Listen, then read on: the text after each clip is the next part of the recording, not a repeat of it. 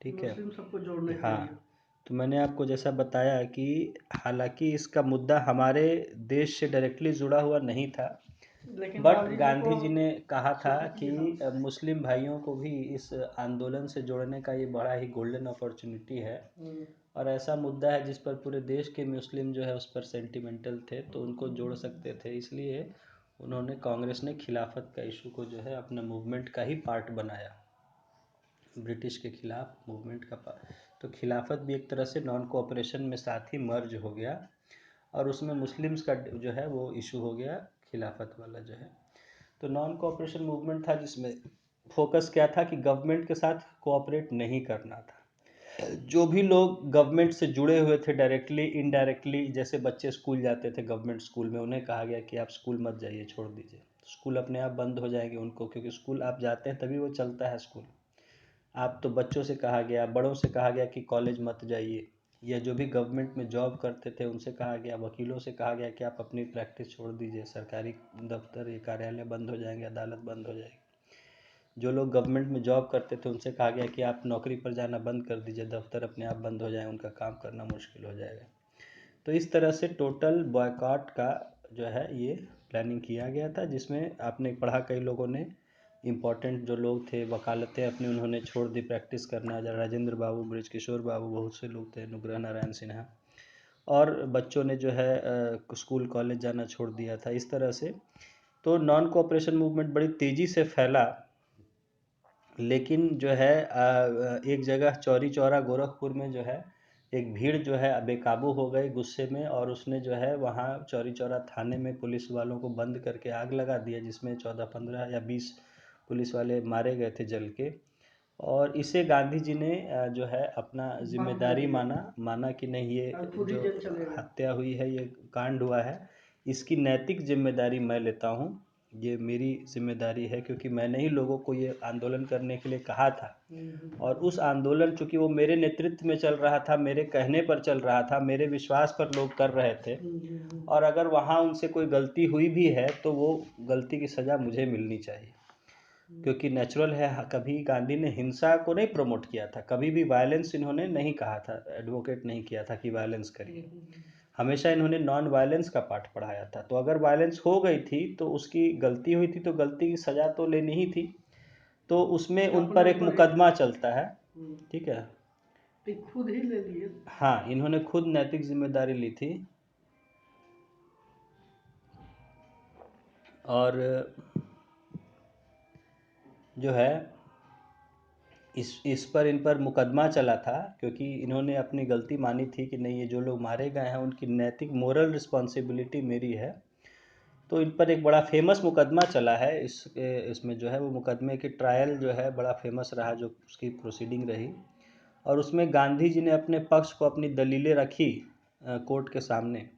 वो पूरा स्टेटमेंट जो है किताब के रूप में, पतली रूप में छपता है, the trial of Mahatma Gandhi, और बड़ा ही अच्छा, वो पढ़ने में बड़ा रोमांचकारी है, और इन्होंने जो दलीलें रखी, तो और उसी केस में पहली बार हुआ था कि जब गांधी जी कोर्ट में आए थे, अपनी पेशी इनकी हुई थी, तो इनके कोर्ट में आने पर अंग्रेज़ जज खड़ा हुआ था इनके सम्मान में, और अंग्रेज़ जज ने कहा कि शायद मेरे जीवन में दूसरा कभी ऐसा मौका नहीं मिलेगा जब आपकी तरह के व्यक्तित्व का मैं जो है मेरे जज में कोर्ट में आए और उसका मैं फैसला करूं।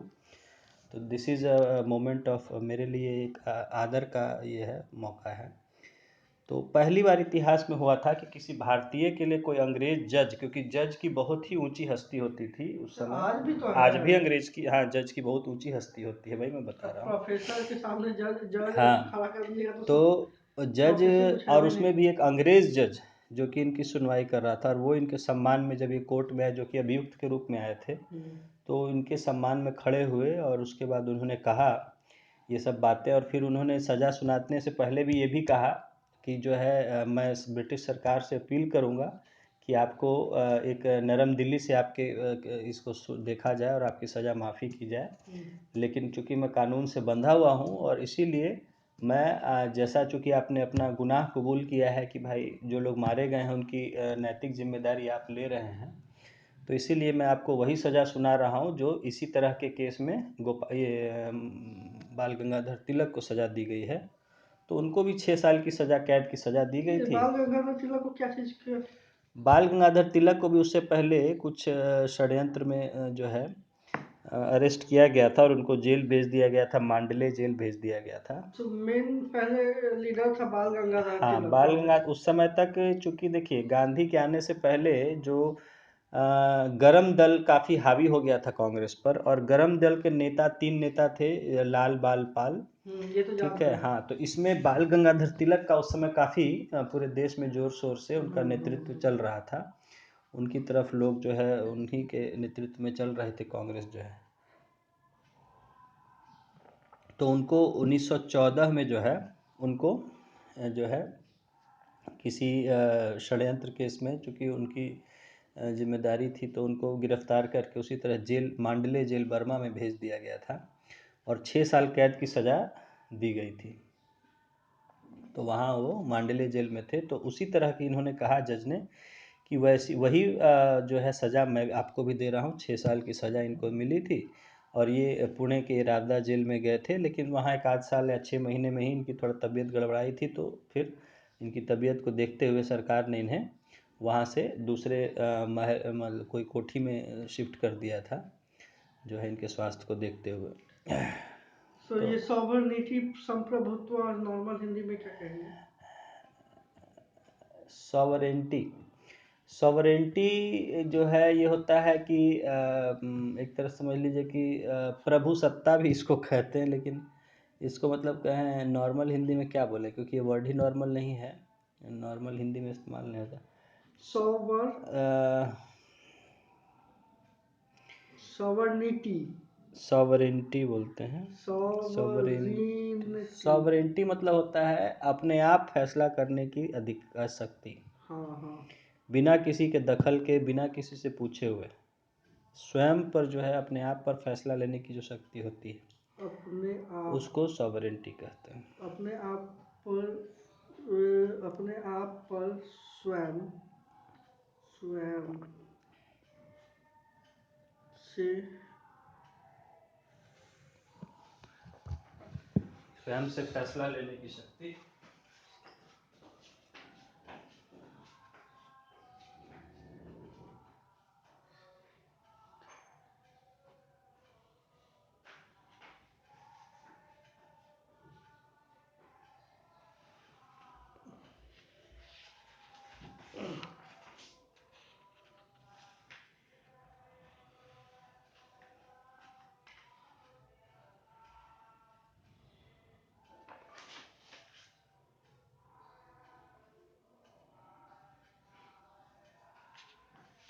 आर्बिट्रेरी मतलब मनमाना होता है ना? आर्बिट्रेरी मतलब मनमाना। मनमाना, हाँ मनमाना कह सकते हैं। मनमाना टैक्स लेते थे।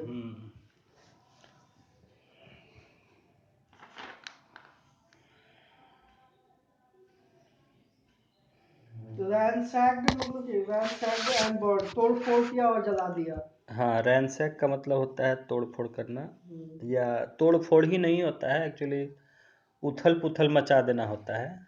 जैसे रैंसैक का एग्जैक्टली मतलब जैसे होता है कि बिल्कुल अफरा तफरी मचा देना। जैसे कोई आया घर में, आपके सब सामान खोल के इधर उधर उठा के फेंक दिया, ठीक है, उथल पुथल, तो अफरा तफरी। हाँ, तो उसको भी रैंसैक कहते हैं कि पूरा मतलब जो है क्योस कर देना, फैला देना जो है सब चीज़, ठीक है। और रैंसैक का मतलब तोड़फोड़ करना भी, मतलब एग्जैक्टली तोड़फोड़ ही नहीं होता है, जैसे कि आपका पूरा अव्यवस्थित कर दे, डिसऑर्डर कर दे, ठीक है, तो रैंसैक कहते हैं उसको। तोड़फोड़ और अव्यवस्थित,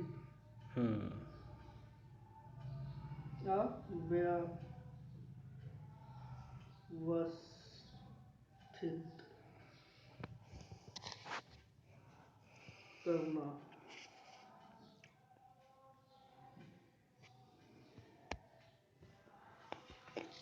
इन्फ्लिक्टेड मतलब कि भारी, क्षति होता है। इन्फ्लिक्ट मतलब होता है क्षति। इन्फ्लिक्ट एक्चुअली वर्ड है हार्म के साथ यूज होता है, ठीक है। तो हेवी है, इन्फ्लिक्टेड हेवी हार्म, डैमेज। पहुंचाना, इन्फ्लिक्ट का मतलब होता है पहुंचाना या देना, जैसे चोट पहुंचाना, चोट देना, तो इन्फ्लिक्ट वर्ड यूज होता है।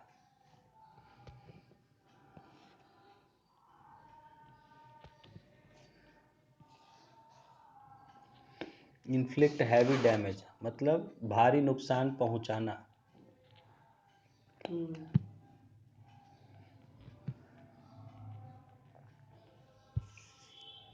अब पहुंचाना यहाँ सामान पहुंचाने के लिए इन्फ्लिक्ट नहीं यूज होगा। नहीं वो इन्फ्लिक्ट हमेशा चोट या नुकसान, हार्म या डैमेज के साथ ही यूज होता है।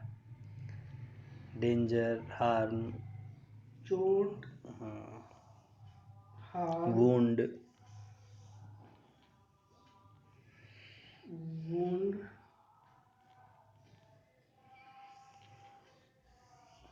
Danger, damage.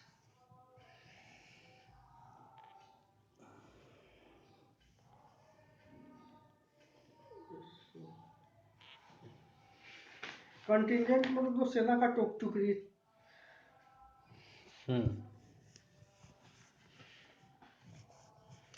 टुकड़ी होता है, जनरली सेना के साथ यूज होता है, लेकिन ऐसे भी यूज होता है जैसे कि ओलंपिक्स वगैरह में कहीं जा रहा है, उसको भी हमारी टीम जो टुकड़ी होती है उसको कंटिजेंट कहते हैं।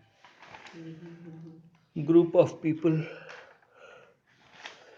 participating in some event or activity। The Indian contingent, भारतीय टुकड़ी, कहीं कोई मैच खेलने गई तो वहाँ भी बोल देते हैं। अननर्व्ड मतलब क्या होता है? अननर्व्ड मतलब घबरा जाना।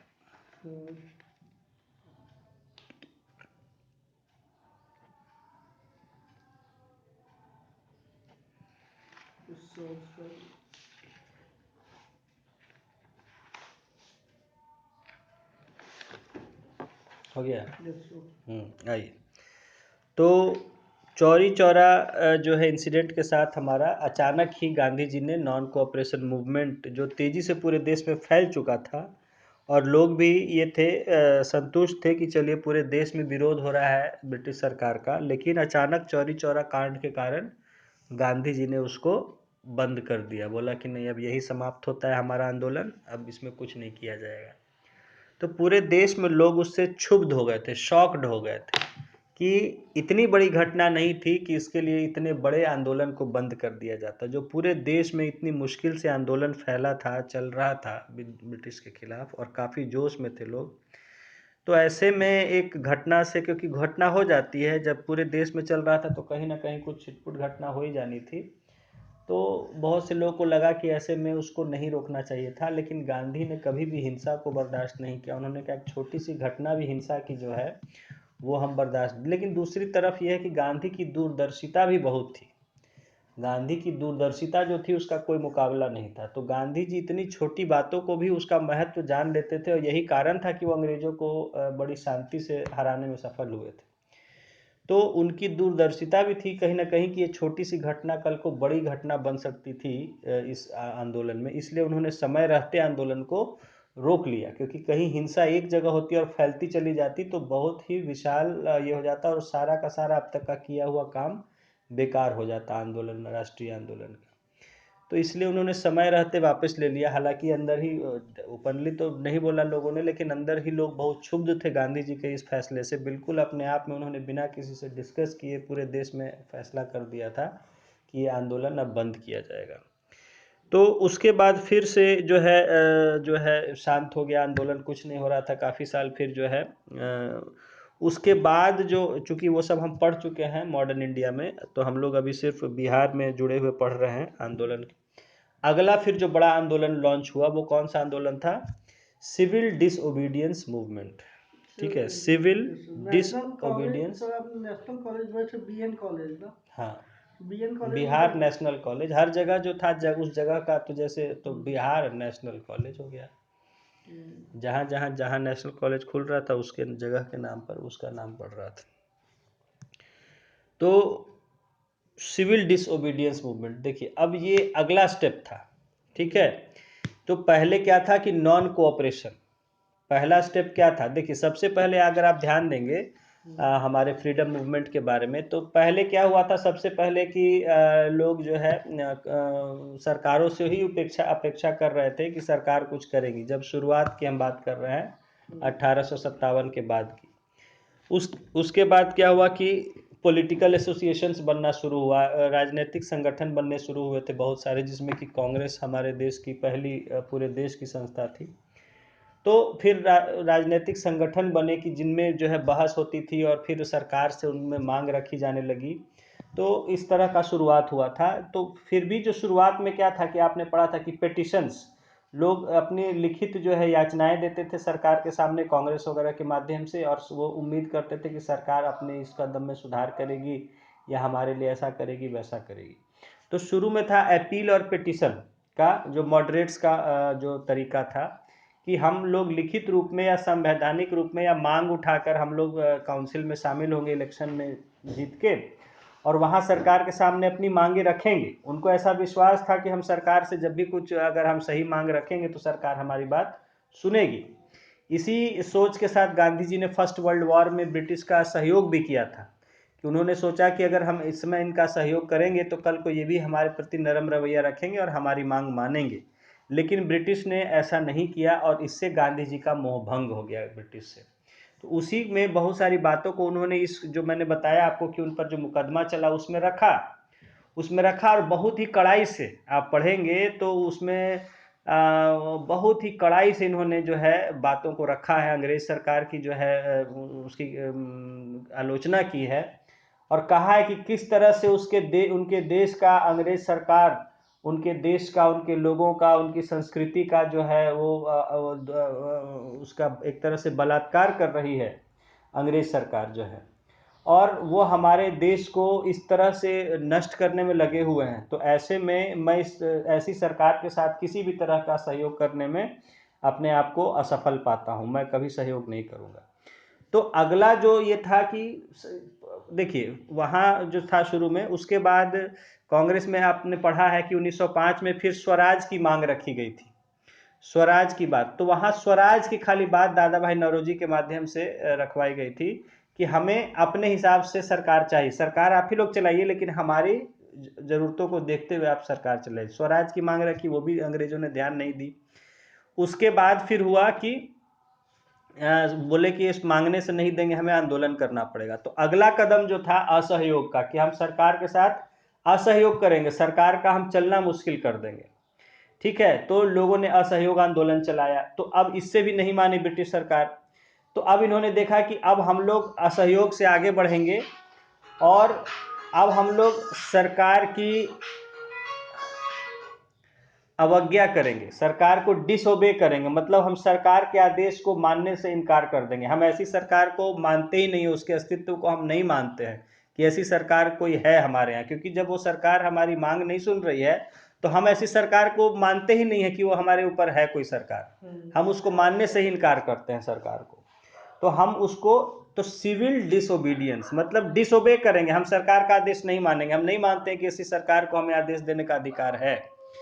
तो लेकिन वो हम लोग सिविल तरीके से करेंगे, सब शांति तरीके से करेंगे, उसमें ये नहीं कि हम उसके प्रति रिएक्ट करेंगे, उससे हम लड़ाई बढ़ाई तोड़ फोड़ इस तरह का कुछ करें। तो ये अगला कदम था। ठीक है, अगला कदम था नॉन कोऑपरेशन के बाद अगला कदम क्या था, सिविल डिसोबीडियंस। हम सरकार को मानने से इनकार करते हैं, हम उसके कोई भी आदेश को नहीं मानते, हम उसको पहचानते ही नहीं है, मानने से इनकार करते हैं कि सरकार, तो हम सिविल तरीके से डिसोबे करेंगे। समझ गए इसका नाम क्या था मूवमेंट का, सिविल। सिविल मतलब शांत तरीके से, सभ्य तरीके से, बिना लड़ाई के। एक होता है सिविल, एक होता है मिलिट्री। तो मिलिट्री का मतलब होता हो गया वहां लड़ाई भिड़ाई आपके मारकाट किए, सिविल मतलब हो गया असैनिक, बिना फोर्स का उपयोग किए, सेना के बिना, शांति शांति शांत या बिना लड़ाई झगड़े के, बिना लड़ाई के।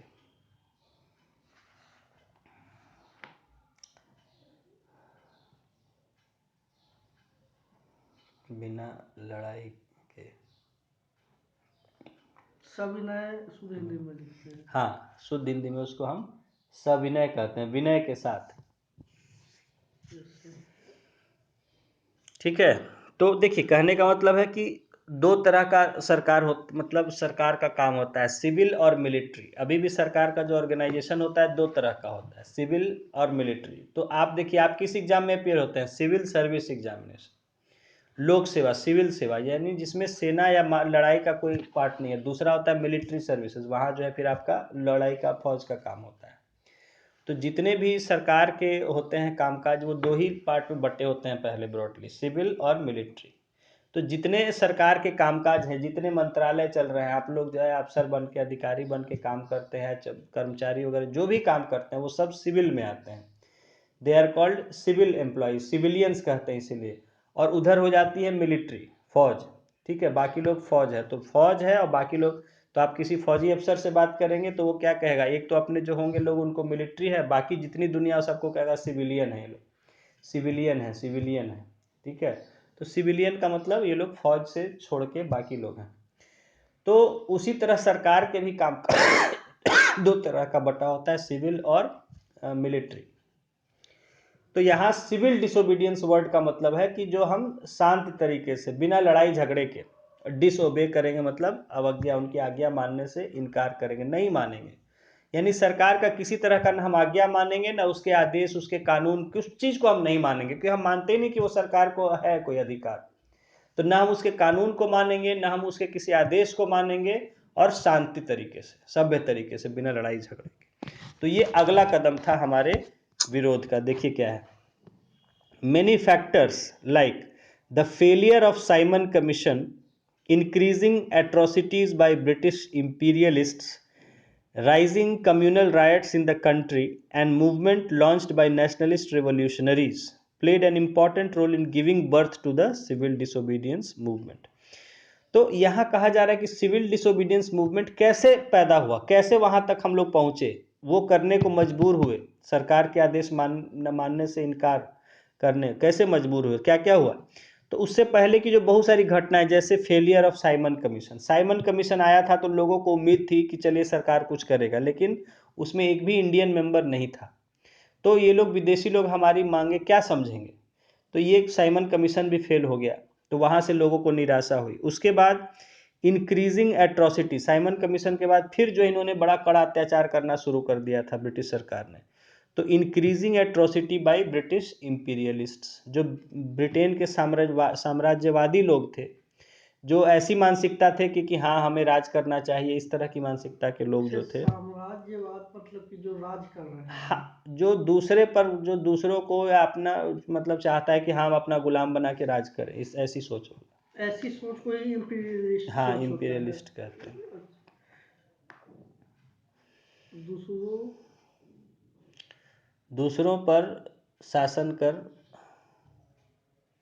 शासन करने की सोच वाला, करने की मतलब सोच। नेगेटिव में ही ना, हाँ, शासन करने की सोच।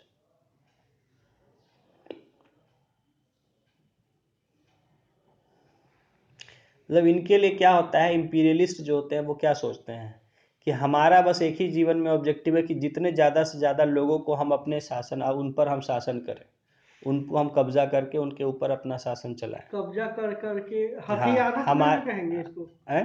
हथियाना सेंस नहीं, हथियाइए चाहे जैसे कीजिए। कब्जा करके हाँ, कहने काम का करना। मतलब है इनकी सोच में होती है कि जीवन का लक्ष्य हमारा ये कि कितना ज़्यादा से ज़्यादा लोग को हम अपने अंडर में वो कंट्रोल करें, अपने शासन में कर लें।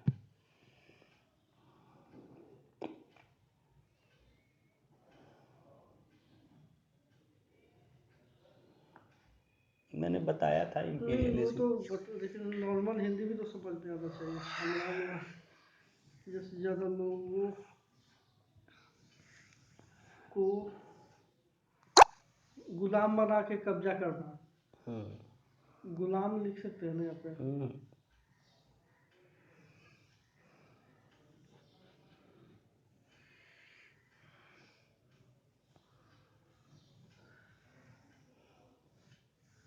कब्जा करना या हथियाना,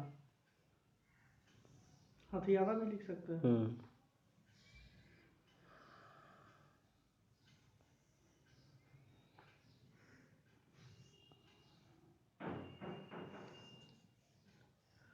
yes sir.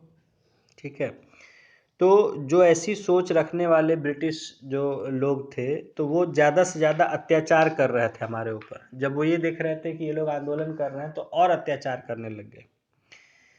And rising communal riots in the country, उसके साथ साथ सांप्रदायिक दंगे बढ़ते जा रहे थे देश में। ठीक है, क्योंकि आपने देखा कि इन्होंने 1919 में 1909 में सेपरेट इलेक्टोरेट्स ले आए थे।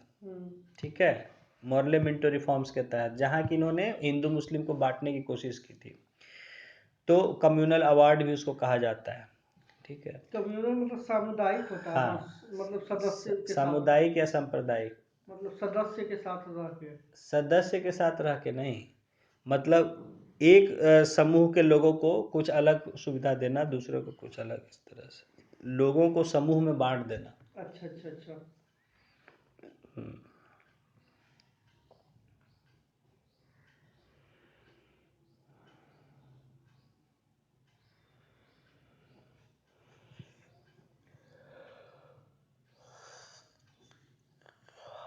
Yes sir. हम्म।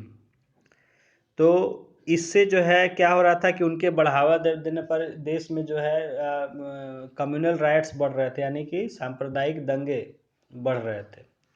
दंगे चाहे हिंदू मुसलमान के नाम पर हो या जाति के नाम पर हो, ऊंची नीची जाति या जैसे कहिए, मतलब दंगे बढ़ रहे थे इस तरह के। लोगों को समूह में बांट करके दंगा कराना कम्युनल राइट्स होता है।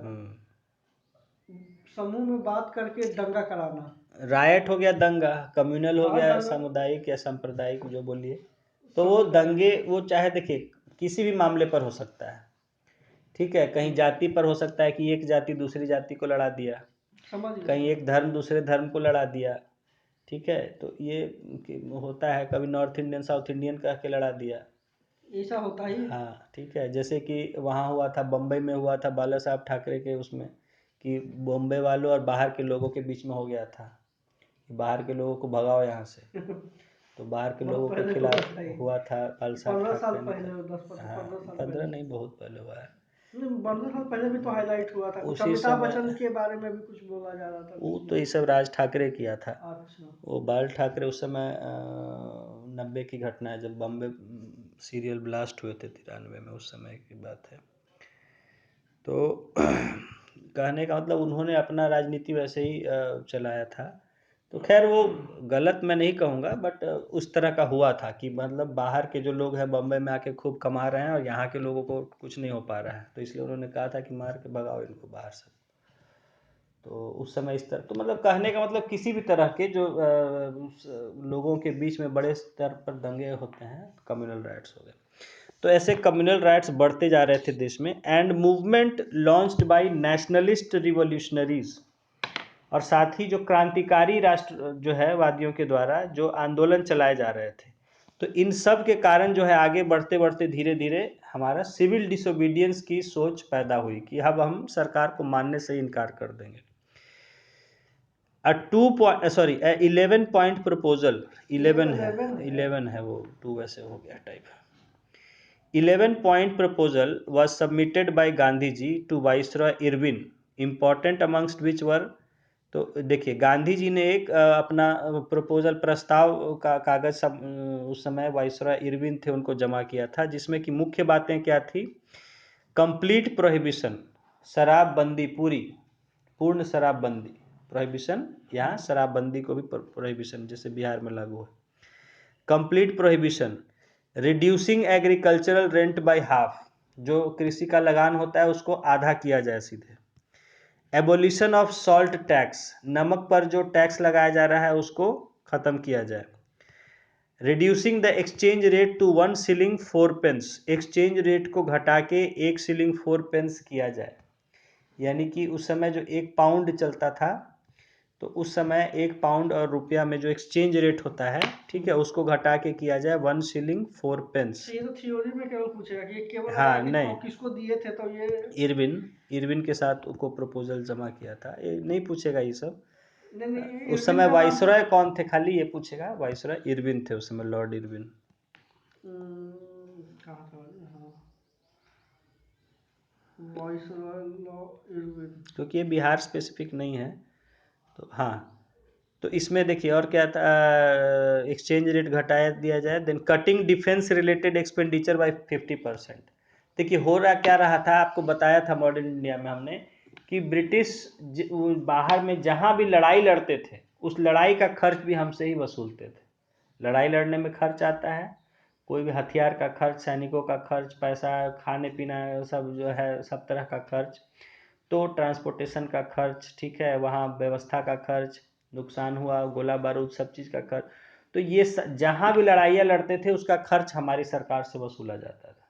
कि भाई क्यों, क्योंकि ये ब्रिटिश सरकार चलाने के लिए हमें लड़ाई लड़नी पड़ रही है, तो यहाँ के हमें खर्च देना पड़ेगा सरकार को। तो वहाँ इन्होंने, गांधी जी ने कहा, उसमें दिया था डिमांड कि जो हमारा डिफेंस पर जो यानी कि सेना पर जो खर्च हो रहा है उसको आधा किया जाए, 50% कम किया जाए। Stoppage of import of British clothes, Britain के कपड़ों का जो यहाँ इंपोर्ट किया जा रहा है, यहाँ बेचा जा रहा है, उसको रोका जाए। कट इन सैलरी, सैलरी जो है कट किया जाए जो अधिकारियों का जो है। रिलीज ऑफ पॉलिटिकल प्रिजनर्स, जो राजनीतिक जो बंदी हैं, कैदी हैं, उनको छोड़ा जाए। जिनको मतलब खाली विरोध कर रहा है, प्रदर्शन कर रहा है तो गिरफ्तार कर लिया, मार्च कर रहा है तो गिरफ्तार कर लिया, जुलूस निकाल रहे हैं, नारेबाजी कर रहे हैं तो गिरफ्तार। ऐसे लोगों को जो राजनीतिक बंदी थे उनको छोड़ा जाए। Granting licence to keep arms for self defence, और अपनी आत्मरक्षा के लिए लाइसेंस दिया जाए लोगों को हथियार रखने का जो है। ये मांगे उनमें रखी थी, 11 सूत्री मांगे थी, 11 मांगे थी, जिसमें ये जो है मेन मांगे ये थी। ये ऊपर जो है shilling four pence, shilling, shilling, shilling है, शिलिंग वहाँ का एक मुद्रा, छोटा मुद्रा है। पाउंड बड़ा मुद्रा है, पाउंड से छोटा होता है शिलिंग, और शिलिंग से छोटा होता है पेंस। ठीक है, पैसा की तरह होता है पेंस, एक शिलिंग में जो है 100 पेंस होता है। इस तरह से मतलब उनका शिलिंग, पाउंड, शिलिंग और पेंस, ये उनका छोटा बड़ा करेंसी होता है। यस ठीक है, तो आगे देखेंगे। Lord Irwin did not heed to these request of Gandhi ji, due to which Gandhi ji decided to launch civil disobedience movement. तो पहले गांधी जी ने ये मांगे रखी थी लॉर्ड इरविन के सामने, ब्रिटिश सरकार के सामने, कि हमारी ये 11 सूत्री मांगे हैं, इनको आप जो है पूरा करिए। तो अगर उन्होंने वहाँ मना कर दिया पूरा करने से, तो इन्होंने कहा कि तो फिर हमें आंदोलन करना पड़ेगा जब हमारी मांग नहीं मान रहे हैं। तो फिर से इन्होंने जो है सिविल डिसोबीडियंस मूवमेंट शुरुआत कर दिया। हीड मतलब उस पर ध्यान देना, हीड मतलब ध्यान देना, लिख लीजिए, ध्यान देना। यूज हम लोग के टीचर्स क्या करते थे, हीड माई वर्ड्स, हमारे जो बोल रहे हैं उसको ध्यान दो, ध्यान से सुनो, हीड केयरफुली। तो जब इरविन ने इनकी मांगों पर कोई ध्यान नहीं दिया, तो ये मजबूर हो गए कि सिविल डिसोबीडियंस मूवमेंट शुरू करने के लिए। कैसे शुरू हुआ? Gandhi ji began Dandi march from Sabarmati ashram along with 78 followers on 12 March 1930 AD। तो इस सिविल डिसोबीडियंस मूवमेंट की शुरुआत हुई थी दांडी। उन्होंने तय किया था कि हम जाएंगे साबरमती तट पर, दांडी नाम के जाओ, वहाँ जाके हम नमक कानून तोड़ेंगे, और उससे शुरुआत हो जाएगा कि हम अब इस अंग्रेजी सरकार के किसी भी कानून को नहीं मानेंगे, जो नाजायज़ कानून है, जो अनैतिक कानून है, इमोरल, तो ऐसे कानूनों को हम मानने से इनकार करते हैं। ऐसी सरकार, दैनिक दैनिक दैनिक जीवन का नैतिक मतलब होता है जो उचित नहीं है, नैतिक मतलब उचित, अनैतिक मतलब अनुचित, इम्प्रॉपर। तो वो तय किया गया था इसकी शुरुआत कि हम इसके, और गांधी जी इसके कि मैं तोड़ूंगा, मैं कानून तोड़ूंगा, कि इस ब्रिटिश सरकार के कानून को हम नहीं मानते हैं, ऐसी सरकार को ही हम नहीं मानते, ना उसके कानून ना उसके कोई आदेश हम मानेंगे। और उसकी शुरुआत की मानी गई थी कि इससे साबरमती आश्रम जाके करके करेंगे। तो Gandhi ji began Dandi march from Sabarmati ashram along, अब ये देखिए बहुत पूछा जाता है, तो ये कहाँ से शुरू हुआ था? साबरमती आश्रम से। ठीक है, कितने लोगों के साथ, कितने फॉलोअर्स थे पूछा गया, 78 फॉलोअर्स थे उनके साथ जब शुरुआत हुआ था। तो और किस दिन शुरुआत हुआ था ये दांडी मार्च? 12 मार्च 1930 को शुरू हुई थी साबरमती आश्रम से। ठीक है। साबरमती आश्रम से ये पैदल चलना शुरू किया अपने 78 चुने हुए लोगों के साथ, reaching Dandi on 6 April 1930 AD. पूछता तो 12 हाँ अप्रैल को पहुंचने किए थे, हाँ रीच भी पूछेगा। हाँ बिल्कुल। कब पहुंचे थे? तो 6 अप्रैल 1930 को पहुंचे थे, covering a distance of 24 miles in 24 days. तो 24 दिन में 24 मील तय करके जो है ये पहुंचे थे वहाँ। 24 माइल नहीं है, ज़्यादा दूरी था शायद। अच्छा, ये दूरी हम आपको कंफर्म करके बताएंगे, दूरी ज़्यादा थी। Gandhi ji broke the salt law by making salt. तो उस समय तक था कि सिर्फ ब्रिटिश सरकार ही नमक बना सकती थी। तो इन्होंने क्या किया कि जाके नमक कानून तोड़ा। कैसे? नमक, जब नमक क्या बनता था, मतलब नमक अपने आप सूखा रहता था समुद्र के किनारे, उसको खाली सफाई किया जाता था, उठा के पैक किया जाता था। तो इन्होंने जाके ऐसे ज़मीन से नमक उठाया और ये कहा कि हमने नमक बनाया, मतलब हमने कानून तोड़ दिया। इतना ही कर, वहाँ गए नमक उठा लिए। तो मतलब कि उतना दूर से उतना डिस्टेंस हाँ जाके उठा के दिखाने के लिए हाँ, किए। नहीं सिंबॉलिक होता है, यही बता रहे हैं कि आप नहीं समझे, ब्रिटिश नहीं समझे कि उसका क्या असर होगा, और हल्के में ले लिए उसको। पता चला हिल गई थी सरकार। तो इस तरह वो एक सिंबल हो जाता है लोगों के लिए कि भाई इन्होंने उठाया ना, आपने कानून तोड़ा, कानून तोड़ा ना आपने। तो ब्रिटिश सरकार का कानून तोड़ा। कानून तोड़ने की शुरुआत गांधी जी ने की नमक कानून तोड़ के, कि हम broke the salt law by making salt. बीरीवरधारी Chaudhary alias Karo Babu from Bihar participate in Dandi march along with Gandhi ji. तो ये पूछेगा कि बीरीवरधारी चौधरी, या उसको उनको कारो बाबू भी कहते थे, वो भी दांडी मार्च में गांधी बिहार से वो गए थे। Soon this movement spread like a wildfire in almost all the regions of Bihar. तो ये जो आंदोलन था पूरे देश में और बिहार में बिल्कुल जंगल की आग की तरह फैल गया, जो है तेजी से फैले। हर जगह लोग कानून तोड़ दे। कि हुआ क्या कि एक कानून टूटा तो जगह जगह लोग उसकी गांधी जी काम ऐसा करते थे कि बहुत ही चालाक थे गांधी जी, उनकी चालाकी ही उनकी सफलता का हिस्सा थी। उन्होंने कोई ऐसा कानून नहीं तोड़ा कि जिसका बहुत भारी दंड हो। नमक कानून तोड़ा जिसके लिए फाइन था कि 1 पैसा 2 पैसा का फाइन होगा कुछ, तो सरकार कह रहे उठाने दो, नमक तोड़ने दो। जैसे मान लीजिए कोई बहुत बड़ा नेता है, जाके कह रहा है कि मैं जाके एक पोस्टर फाड़ दूंगा बस स्टैंड पर, तो सरकार कहेगा फाड़ने तो पोस्टर, कौन सा भारी नुकसान कर रहा है। ठीक है, पोस्टर फाड़ दिए, उस पोस्टर फाड़ने कोई सजा भी नहीं है। लेकिन वो क्या हुआ कि लोगों के लिए एक मिसाल बन गया कि भाई ने कानून तोड़ा और सरकार कुछ नहीं की, तो हम भी कानून तोड़ेंगे। तो लोगों ने मनमाना हर जगह कानून तोड़ना शुरू कर दिया, समझे। तो गांधी बहुत दूर इस तरह से काम करते थे कि डायरेक्टली उन पर कोई काम एक्शन नहीं ले पाए, और उसका असर बहुत बड़ा होता था। छोटी चीज से बड़ा काम करते थे। तो इन्होंने नमक में क्या कुछ नहीं किया, कुछ खाली जाके ऐसे नमक उठा लिया कि हाँ नमक हमने बना लिया, हमने उसके कानून को तोड़ दिया है। लेकिन लोग उससे समझ लेते थे कुछ का कुछ, और जहां तहां जो मन आया कानून तोड़ना शुरू कर। गांधी जानते थे कि लोग कैसे लोग व्यवहार करते हैं, तो ये सब करते थे चालाकी चतुराई।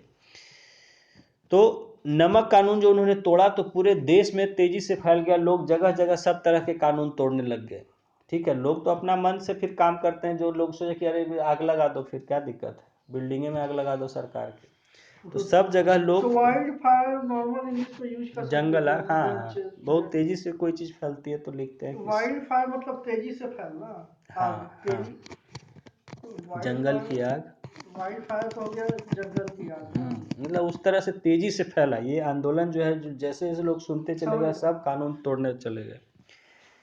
This movement was led by people like Jagat Narayan Lal in Patna, Satyanarayan Sinha and Chaturanand Das in Darbhanga, Shri Krishna Singh and Nand. अब ये देखिए, ये पूछा जाएगा आपसे, इसमें पूछा जाएगा कहाँ किसने लीडरशिप किया था, पूछा गया है, पहले तो पूछा जाता था। सही है। हाँ, तो पटना में किसने लीड किया था? जगत नारायण लाल ने।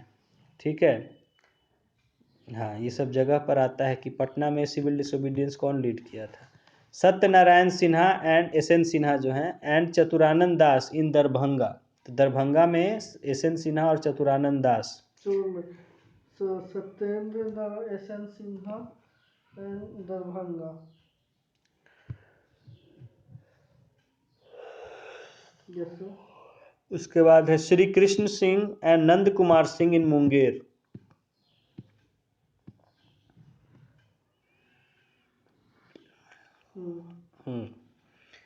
Girish Tiwari, Chandrika Singh, Bharat Mishra and Shri Narayan Prasad Singh in Saran. इस सारण थोड़ा ना पूछता है। नहीं उतना पूछेगा, पटना का मुख्यतः पूछेगा। ये पूछेगा। हाँ सारण। एंड दूसरे रामदयालु सिंह, कनकधारी प्रसाद ठाकुर एंड रामनंदन सिंह इन मुजफ्फरपुर। अभी हम इनका देख रहे थे तो रामदयालु दिमाग में आया कि रामदयालु चौक है वो मुजफ्फरपुर में। मुजफ्फरपुर का थी, हाँ पहले राम दयालु हाँ, आता है। इन्हीं के नाम पर है, रामदयालु सिंह के नाम पर हो। रामदयालु तो चौक जो। गुमती वाला फाटक है, रेलवे क्रॉसिंग करता है जो। देखिए आगे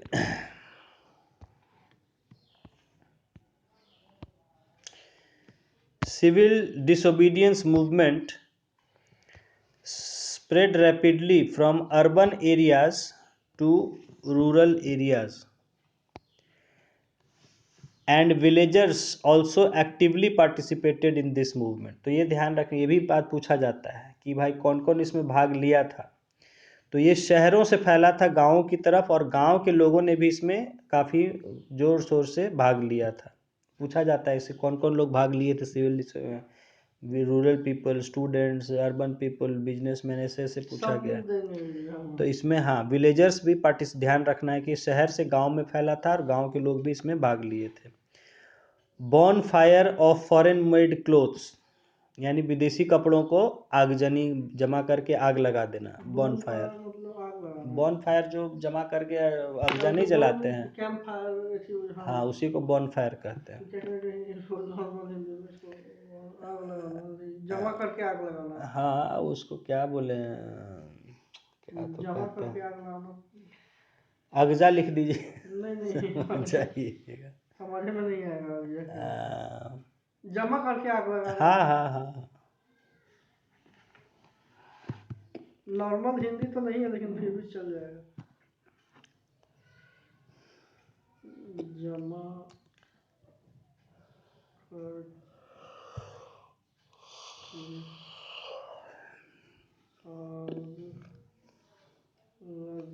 लगाना। Bonfire of foreign made clothes, picketing before liquor shops, जो शराब बेचने वाली दुकानें होती थी उनके सामने खड़ा होकर ये लोग जो है उसको काम करने नहीं देते थे। पिकेटिंग मतलब उस पर उसको आने जाने से रोकते थे, ठीक है, वहाँ पर या उसको कई बार सीज भी कर लेते थे। इसको पिकेटिंग कहते हैं, picketing before liquor shops. Picketing मतलब वहाँ जमा हो जाते थे और लोगों को आने जाने से रोकते थे, खरीदने से शराब जमा रोकते थे। होकर, जमा होकर विरोध करना, लिख लिया। जमा होकर विरोध करना, मतलब कि सामान खरीदने से रोकना।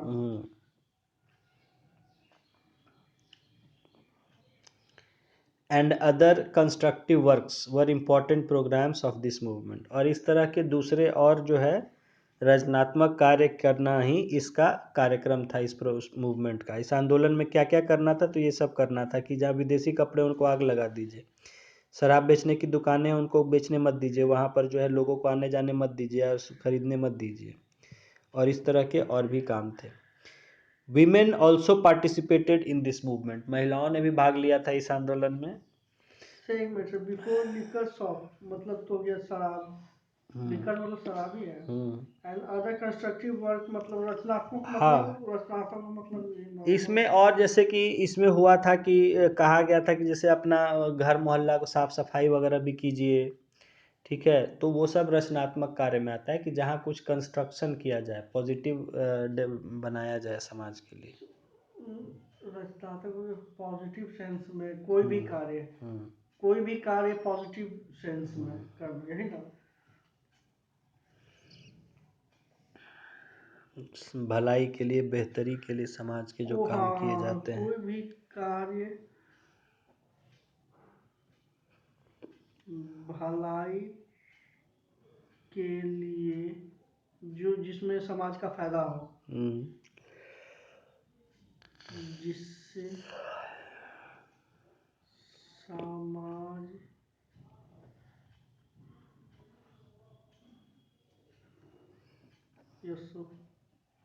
ठीक है। तो ये सब जो है इसके कार्यक्रम में रखे गए थे कि आंदोलन कैसे चलेगा, तो ये सब काम उसमें शामिल थे।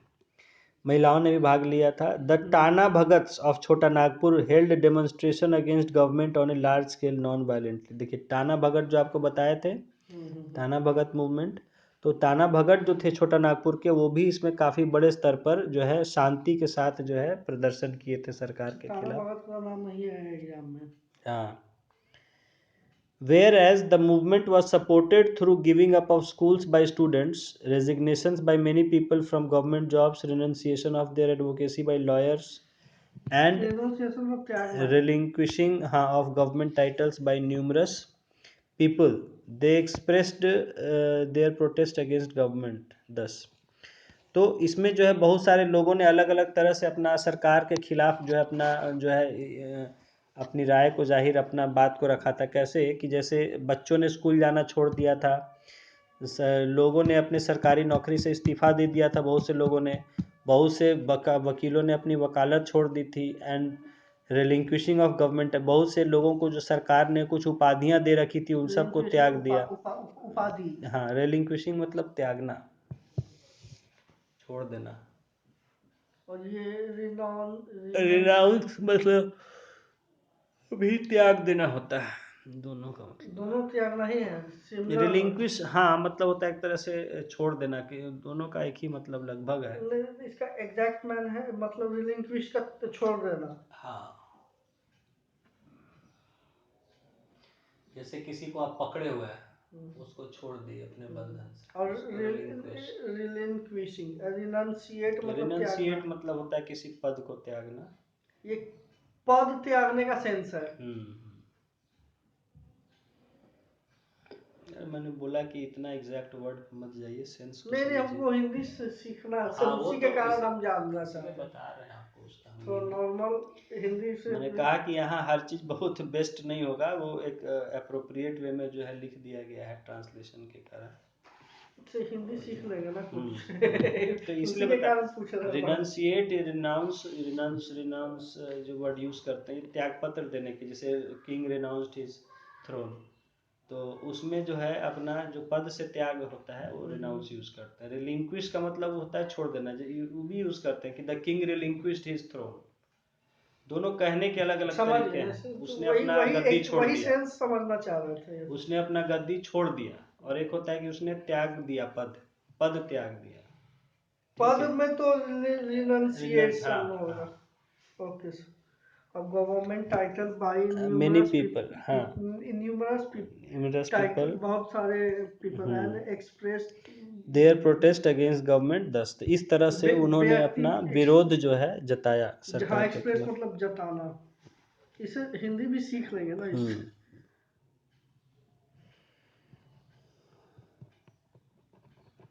Yes sir. The British government, the British administration,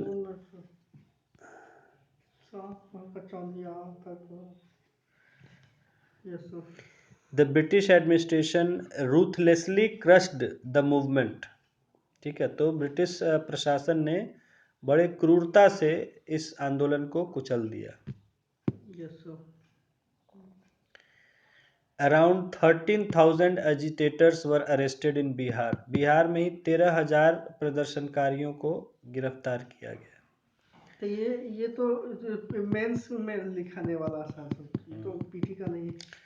And a lot of atrocities were committed on them। और उनको गिरफ्तार करके खूब उनको मारपीट अत्याचार किया गया, उन पर ठंडा बर्फ पर लिटा दिया। Lot of अत्याचार were committed।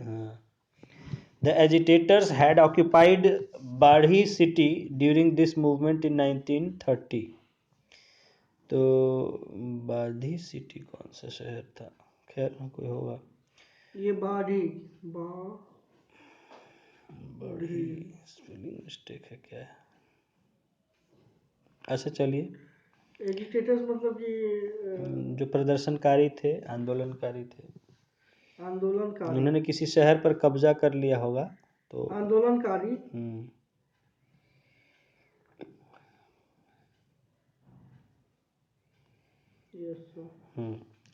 आगे देखिए, Gandhi ji was arrested on 4th May 1930 AD and other prominent leaders including Sri Krishna Singh were taken into custody in Bihar। ठीक है, तो देखिए गिरफ्तार गांधी जी को कब गिरफ्तार किया गया था, डेट याद रखना इसमें 4 मई 1930 को उनको गिरफ्तार कर लिया गया था, और श्री कृष्ण सिंह को भी बिहार में गिरफ्तार कर लिया गया था। ये कहाँ पर ये सब राजेंद्र प्रसाद एंड अब्दुल बारी सस्टेन, राजेंद्र प्रसाद एंड अब्दुल बारी सस्टेन्ड सीरियस इंजरीज, इन लोग को चोटें आई थी पुलिस के लाठीचार्ज वगैरह में। सस्टेन मतलब चोट, सस्टेन मतलब पहुंचना, इंजरी चोट पहुंचा था इनको, चोट पहुंचा। सस्टेन मतलब होता है कि यूज होता है वर्ब उस तरह से, हाँ, पहुंचने के सेंस में। हाँ, सस्टेन इंजरी, सस्टेन डैमेज मतलब उसको चोट पहुंचा है, नुकसान पहुंचने का sense, yes sir. Sustain heavy losses भी यूज होता है कि मतलब काफ़ी नुकसान पहुंचा, चोट पहुंचा। Yes sir. और इसके ऊपर जो था ये कमिटेड मतलब कि किया, कमिटेड ऑन देम मतलब किया। हाँ, पूरी खिला दिया है, पूरी खा लिए हैं तो आंवला लगे जो सब उतार देगा। सर टॉयलेट से आए, टॉयलेट से ये बोतल सही है, मिल्टन का है, ठीक बोतल।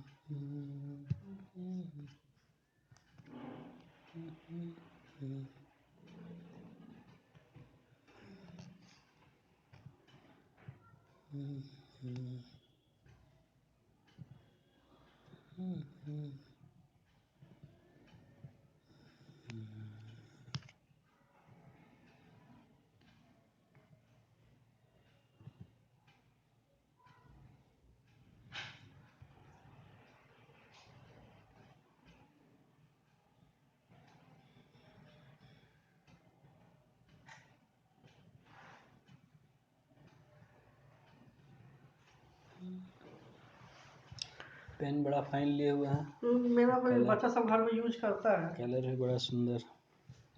बच्चा सब घर में पेन यूज करता है तो उसी का पेन एक उठा कर ले लिए, जर्मनी की हॉसर कंपनी का। से कमिटेड मतलब तो से किया। Yes sir. ठीक है, Congress Bihar Congress committee under chairmanship of Anugrah Narayan Singh approved civil disobedience movement on 9 May 1930 AD। ठीक है, तो बिहार में इसको पास किया गया, सिविल डिसोबीडियंस मूवमेंट को अप्रूव किया गया 9 मई 1930 को। और उस समय चेयरमैन थे बिहार कांग्रेस के अनुग्रह नारायण सिंह। अप्रूव मतलब पास करना। Yes sir. During this movement sentinel tax जो लिखा हुआ है, इसको हालांकि हमने आपको भेजा था, उसमें तो सुधार कर दिया था। इस मतलब सुधार क्या, उसको चौकीदारी टैक्स इसी को लिखा है, पूछा गया था आपसे इस बार जो यही चौकीदारी टैक्स हाँ, है। यही सेंटिनल इसमें इंग्लिश में वो हो गया है एग्जैक्ट। चौकीदार को सेंटिनल कहते हैं। चौकीदारी CHOWKIDAARI।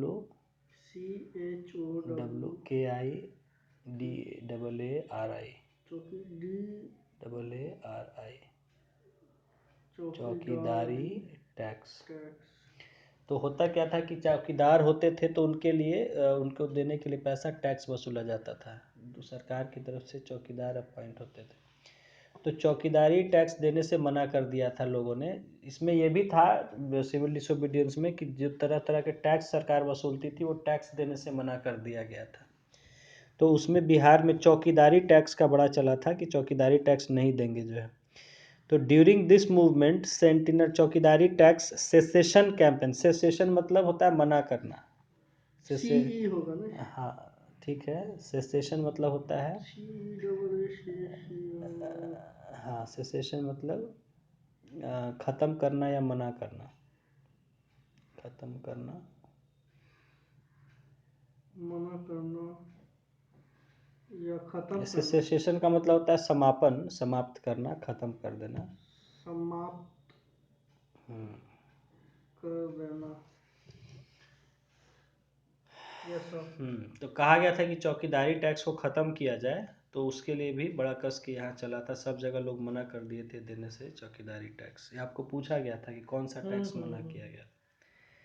Nakhas Pind movement of Patna played an important role in salt satyagraha. उसी तरह नमक सत्याग्रह हुआ था, तो यहाँ पटना में नखास पिंड जगह है, वहाँ जो है आंदोलन किया गया था। ठीक है, नमक सत्याग्रह ये लिखा भी आगे। प्लेस नेम्ड नखास पिंड in Patna was selected for violating the salt law on 16th April 1930 AD। ठीक है, तो नखास पिंड में मतलब वही नदी किनारे जगह है कोई, वहाँ नमक कानून तोड़ने का, यहाँ भी जैसे गांधी जी ने दांडी में तोड़ा था, तो सब जगह लोग अपना अपना जगह नमक कानून तोड़ रहे थे। तो जहाँ जहाँ नदी के किनारे नमक मिलती थी लोग वहाँ नमक बना के नमक कानून तोड़ रहे थे। तो पटना में कौन सी जगह नमक कानून तोड़ा गया? नखास पिंड। ठीक है, नखास पिंड किस डेट पर? 16 अप्रैल 1930 को। एंड स्लोगन नखास पिंड चलो वॉज रेज। नखास पिंड चलने का जो नारा सब लोगों ने लगाया था कि नखास पिंड चलो। Nakhas Pind movement of Patna played an important role in salt Satyagraha.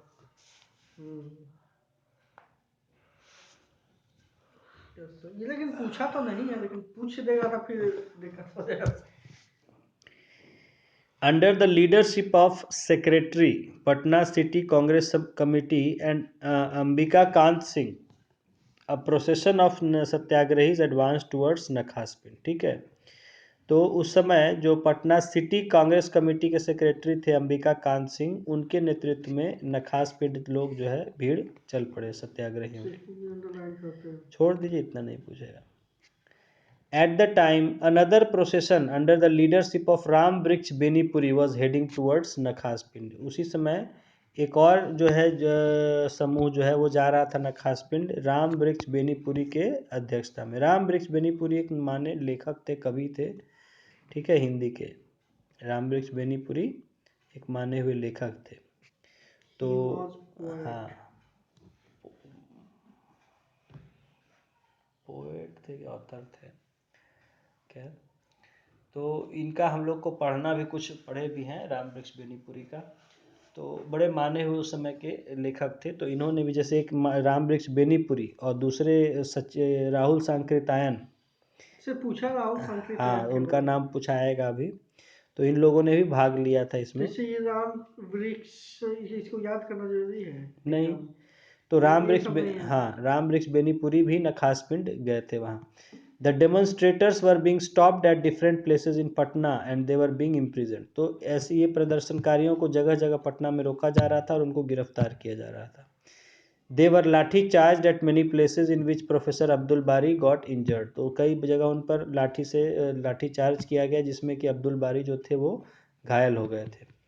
Benipuri, Ramnath and Ambika Kant Singh were arrested and given 6 months imprisonment. इन तीनों को गिरफ्तार कर लिया गया था। बेनीपुरी, रामनाथ नहीं, छोड़ दीजिए, बस मेंस के लिए इसको लिख लीजिए। एंड 6 महीने की इनको कैद की सजा दी गई थी। A meeting was organized in Bhawar Pokhar ground of Patna as a protest under the chairmanship of Hasan Imam which was convened by Rajendra Prasad, Ali Imam and सच्चिदानंद सिन्हा। तो भावर पोखर जगह पर एक मीटिंग बुलाई गई थी जिसकी अध्यक्षता हसन इमाम कर रहे थे और जिसको बैठक को आयोजित करने में थे राजेंद्र प्रसाद, अली इमाम और सच्चिदानंद सिन्हा। ये भी याद करना जरूरी है। नहीं, sentinel tax cessation movement, chaukidari tax बंदी मूवमेंट जो है was first started in Munger, Bhagalpur, Siwan etcetera. पहले शुरुआत हुआ था कहाँ से? मुंगेर से शुरुआत इसकी हुई थी चौकीदारी टैक्स आंदोलन की 1930 में। और मुंगेर से भागलपुर, सिवान सब फैला। People in this district stopped giving sentinel tax and compelled chaukidars to give resignation. तो इन लोगों ने क्या किया, वहाँ चौकीदारी टैक्स देने से मना कर दिया और जो चौकीदार लोग थे उनको कहा, उनको मजबूर किया कि आप इस्तीफा अपना दीजिए। कंपेयर मतलब मजबूर। हाँ, तो ये सब यहाँ तक तो याद करना जरूरी नहीं है। नहीं। Yes sir. आगे एडिट किया हुआ इस पे, ये मैंने आपके में भेजा है ना, आगे चौकीदारी है नेक्स्ट पैराग्राफ, हाँ वहाँ किया हुआ है, इधर छूट गया था। This movement spread in Darbhanga, Shahabad, Champaran, Munger, Purnia etcetera. तो ये सब जगह फैल गया था। Also where people stopped giving chaukidari tax, sentinel tax. A regular training camp of volunteers started in Bihpur village of Bhagalpur in protest of chaukidari tax on 31 May 1930। तो एक training camp जो है वॉलंटियर्स की, कार्यकर्ताओं की जो है बीहपुर गांव भागलपुर में जो है किया गया, आयोजित चौकीदारी टैक्स के विरोध में 31 मई 1930 को, which was declared illegal and police occupied the Congress आश्रम। तो इसको सरकार ने इलीगल घोषित कर दिया, गैर कानूनी, और आश्रम पर कब्जा कर लिया, कांग्रेस के आश्रम पर। Doctor Rajendra Prasad and Abdul Bari organized a huge rally in Bihpur in protest which was lathi charge by police. तो इन लोगों ने एक बड़ी वहाँ सभा की, रैली निकाली जिसको कि लाठी चार्ज किया सर पुलिस ने। राजेंद्र प्रसाद एंड अब्दुल बारी वर ग्रीवसली हर्ट इन द पुलिस लाठी चार्ज। तो इन लोगों को काफ़ी गहरी चोटें आई थी, राजेंद्र बाबू को और अब्दुल बारी को। Congress was declared an illegal organisation on 30 June 1930 and Rajendra Prasad was arrested on 5 July 1930 AD। तो कांग्रेस को एक गैर कानूनी संगठन घोषित कर दिया गया 30 जून 1930 को, और 5 जुलाई को राजेंद्र प्रसाद को गिरफ्तार कर लिया गया था। Around 130 sentinels of Bihpur police station resigned in protest of this incident। तो इस कार्रवाई के खिलाफ जो है बीहपुर गांव के जो थाना था वहाँ के 130 चौकीदारों ने रिजाइन कर दिया अपने पद से इस घटना के विरोध में। तो यहाँ तक तो पूछेगा नहीं ना क्वेश्चन पीटी में, राजेंद्र प्रसाद अरेस्टेड के लिए? नहीं। Bihar State Congress Committee passed a resolution for picketing before shops of foreign clothes and liquor on 9th May 1930 AD। तो बिहार स्टेट जो यहाँ की कांग्रेस कमेटी थी उसने जो है प्रस्ताव पारित किया कि जो विदेशी कपड़े और विदेशी शराब की दुकानें उनके सामने जो है हुड़दंग किया जाए, रोका जाए। 9 मई 1930 को ये फैसला किया गया। पिकेटिंग क्या हो? पिकेटिंग मतलब आप भीड़ लेके जमा हो जाते थे और फिर लोगों को दूसरे लोग को वहाँ खरीदने करने से रोकते थे। पुलिस पिकेट आज भी कहते हैं, ठीक है, जगह जगह जो 2-4 पुलिस वाले जमा पोस्ट कर दिए जाते हैं किसी तरह का झगड़ा फसाद रोकने के लिए, तो उसको भी पुलिस पिकेट कहते हैं। पिकेट मतलब होता है ग्रुप ऑफ पीपल। यहाँ तक पीटी के लिए तो नहीं ना है ये नहीं, सब? मेंस के लिए ज़्यादातर चीज़ अब नहीं पूछा जाता, पहले नहीं, पूछता था। हाँ, चौकीदारी टैक्स का जैसे पूछ दिया था आपसे, ठीक है। So who was arrested from Bihar in चौकीदारी टैक्स? तो राजेंद्र प्रसाद का नाम आएगा। न्याय प्रसाद, अब्दुल बारी दोनों। राजेंद्र प्रसाद को गिरफ्तार किया गया था, हाँ, अब्दुल बारी को तो चोट लगी थी। तो केवल राजेंद्र प्रसाद होगा ना नाम? Was arrested on इतना हाँ, ठीक है। तो inspired by this resolution prisoners of Chhapra jail refuse to wear foreign clothes and demanded indigenous cloth. तो छपरा जेल में जो कैदी थे वो लोग इससे प्रेरित होकर बोले कि हमें विदेशी कपड़ा हम नहीं पहनेंगे, हमें देसी कपड़ा दीजिए। On not getting indigenous clothes, these prisoners decided to remain bare for many days, which is referred to as naked strike. तो इन लोगों को जब विदेशी कपड़ा दिया गया, देसी कपड़ा नहीं दिया गया, तो ये लोग कपड़ा नहीं पहने कई दिनों तक, नंगे रहे थे, इसलिए इसको नंगा हड़ताल भी कहते हैं। एकदम नंगा था, चड्डी बनियान तो पहना होगा ना। अब हम देखने नहीं गए थे क्या पहना था नहीं पहना था। चलिए, कंपेल्ड बाय दिस, चड्डी बनियान पहना है तो फिर फायदा क्या हुआ हड़ताल करने का, जो है तो सही रहता है, लोग घूमते रहता था, पहले कपड़ा इतना कहाँ रहता था। Compelled by this conduct of prisoners, the jail administration had to make available for them indigenous clothes. तो इस तरह का जब कैदी लोग बर्ताव करने लग गए तो उससे तंग आके लोग ने उनको देसी कपड़ा देना मंजूर कर लिया। An assembly was held under the chairmanship of Rajendra Prasad on 12th March 1931 in which demand for immediate release of political prisoners was raised. तो 12 मार्च को फिर उनके राजेंद्र प्रसाद की अध्यक्षता में एक सभा आयोजित की गई जिसमें कहा गया कि राजनीतिक कैदियों को तुरंत छोड़ दिया जाए। A widespread remonstrance was held in the entire state, including Patna, due to execution of Bhagat Singh and his associates on 23rd March 1931। 23 मार्च को जब भगत सिंह और इन लोग को फांसी दी गई थी तो एक शोक सभा, रिमॉन्स्ट्रेंस कहते हैं, शोक सभा पूरे बिहार राज्य में आयोजित की गई थी, जो है 23 मार्च 1931 को। ये पूछेगा पीटी में नहीं जाना हुआ 23 मार्च को, लेकिन हाँ ये डेट पूछा जाता है कब फांसी दी गई थी, 23 मार्च 1931, जिसको अब क्या मनाते हैं हम लोग, शहीद दिवस के रूप में मनाते हैं। A complete strike was observed in Patna on 26th March। 26 मार्च को पूरी हड़ताल हुई पटना में। Mahatma Gandhi returned to India on 28 December 1931 AD with the Round Table Conference and exhorted to intensify the movement again। Gandhi जो इस समय की सेकेंड राउंड टेबल अटेंड करने गए हुए थे, गोलमेज सम्मेलन लंदन, तो वहाँ से लौटे और फिर लोगों से आंदोलन तेज करने को कहा। इंटेंसिटी मतलब तेजी से, इंटेंसिटी मतलब तेजी से ही होता है। हाँ, इंटेंसिफाई है वो, इंटेंसिफाई, टी नहीं है एफ है, वो प्रिंट गलत हो गया। SIFY, इंटेंसिफाई द मूवमेंट, मतलब मूवमेंट को और तेज करना है, बढ़ाना। इंटेंसिटी का मतलब होता है तेजी, तेज करना, तेज किए, एग्जॉर्टेड मतलब झोंक देना। एग्जॉर्टेड मतलब होता है झोंकना नहीं होता है, अपने आप को लगा देना। एग्जॉर्टेड मतलब होता है कि उसको मतलब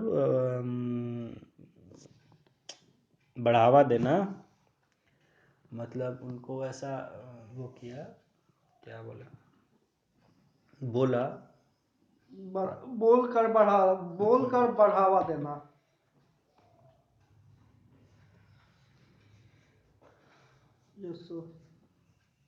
ये बोलने के सेंस में होगा ना, बढ़ावा देना मतलब, हाँ बोल के होता है ना कि हाँ ऐसा करिए ऐसा करिए, बोल के प्रेरित किया जाता है।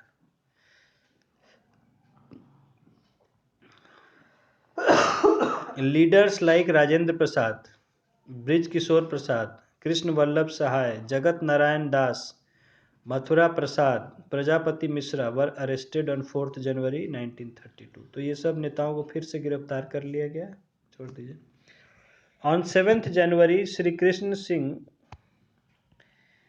नामधारी Singh, Tejaswi Prasad and Ram Prasad Gupta and on 9 January Nirupam Mukherjee was arrested. तो ये लोग नेताओं जो थे उनको गिरफ्तार किया जा रहा था। On 26 January independence day was celebrated in the whole province. तो 26 जनवरी को पूरे प्रोविंस में, पूरे राज्य में या सूबे में आज़ादी का दिन, स्वतंत्रता दिवस मनाया गया जो है 26 जनवरी को।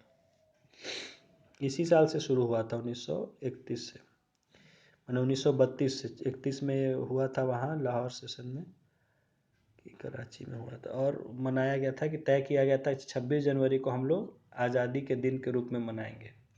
और इसी कारण बाद में 26 जनवरी को हम लोग मनाए ये क्या बनाया गया,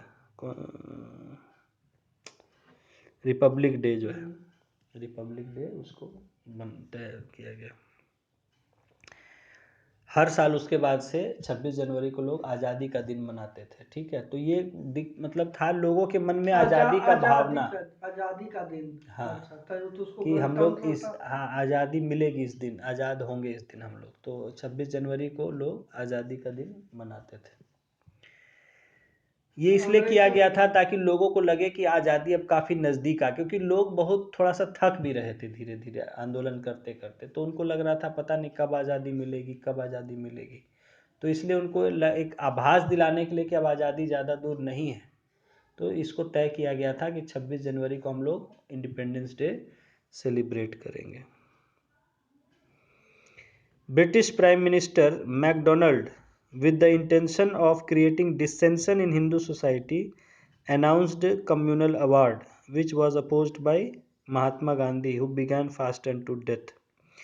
तो अभी जो है इसमें इसके बाद 1932 में कम्युनल अवार्ड, ठीक है, घोषित किया था ब्रिटिश प्राइम मिनिस्टर ने कि मुसलमान की जो अलग अलग जातियों के लिए, पिछड़ों के लिए या माइनॉरिटीज़ के लिए अलग से चुनाव, मतलब उनके अलग कैंडिडेट होंगे, इसी को कम्युनल अवार्ड कहा गया था। मतलब कि जातीय, हाँ, जातीय या सांप्रदायिक कहिए, जाति के नाम पर हो, धर्म के नाम पर हो, जैसे अलग अलग उनके अलग अलग प्रतिनिधित्व होंगे, अलग चुने जाएंगे। जाति केवल लिख देते हैं, उनका कहना था कि हिंदू अगर है तो हिंदू लोग हिंदू को चुने, मुसलमान लोग मुसलमान को अपना नेता चुने, सिख है तो सिख को अपना नेता चुने।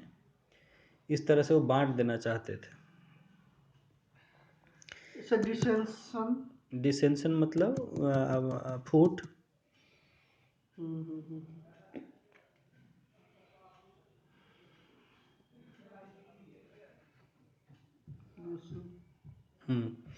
विच was opposed by Mahatma Gandhi, who began fast unto death. तो इसको रोकने के लिए गांधी जी आमरण अनशन पर बैठ गए कि मैं नहीं खाऊंगा जब तक मौत ना हो जाए।